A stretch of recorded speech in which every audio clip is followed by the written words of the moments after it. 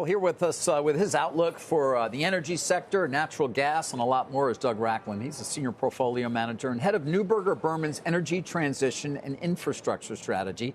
Manages $3.25 billion in assets. Doug, good to have you. It's good to be here, David. You say that the opportunity set is the best you've seen in 3 decades that you've been managing this strategy. Why is that? Yeah, so I've been managing the strategy since the summer of 1996. And I have not seen better opportunities than I see today.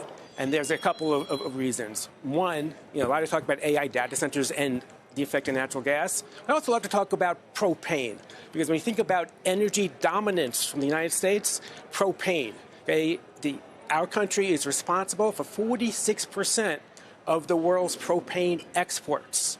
And Enterprise Products is the leading independent supplier to the world with a 15% market share. Right behind them, Energy Transfer and Targa Resources. I would bet those 3 are then in your portfolio. I would be right to guess that, I assume. You better believe it. I've owned Enterprise Products and Energy Transfer for a really long time. Targa Resources, we just began buying in a material way in the fall of 2020 when the sector was down on its knees because of COVID.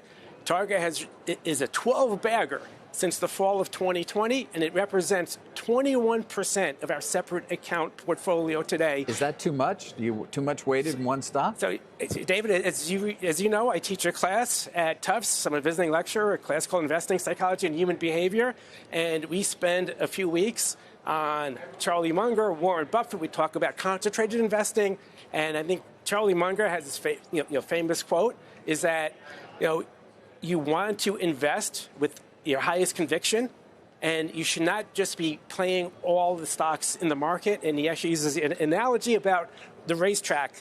The better gamblers at a racetrack are the ones that seldom bet. Well, you bet big when you have an edge. And Targa Resources has been a monster of a stock. But here's what's amazing as far as today's opportunity and why it's still a very large holding. The EBITDA in 2020 was $1.5 billion. Today it's $4.5 billion.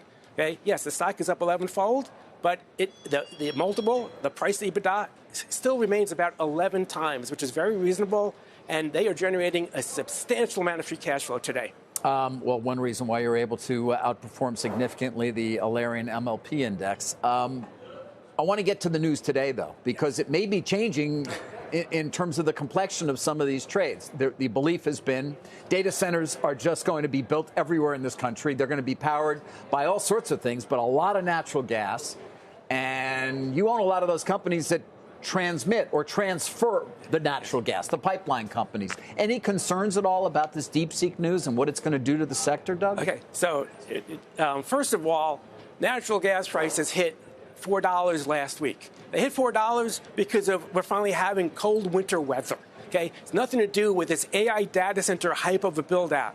Okay, also really important, over the next 4 years, our LNG exports are set to double. Today, we are exporting about 13 billion cubic feet of gas. Okay, by the end of 28, it's going to be 25 BCF, and with Trump in office and his executive order, which lifted the Biden pause on LNG export build-out, LNG exports could hit 35 BCF within the next decade. Okay, that's a huge increase, especially in light of that we're only producing 103 BCF here in this country. Okay, so by the end of 28, 25% of our natural gas production may be going for exports.